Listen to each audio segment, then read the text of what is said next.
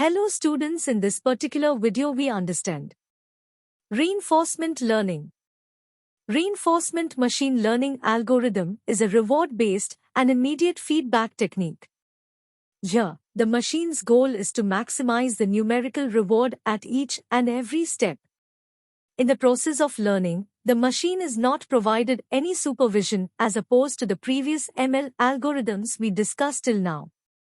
Instead, the machine is expected to figure out the optimum actions which will reap the maximum reward at each step, all on their own, without any interference.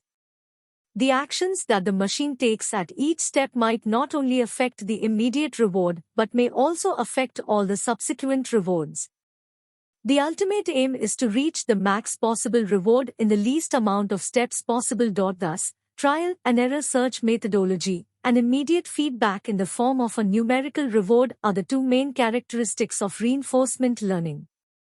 An example of reinforcement learning would be when a machine, learning to play chess, decides whether a move is right by planning the possible moves, anticipating the corresponding counter moves, and finally choosing one based on reward-based appeal for a particular position or set of moves.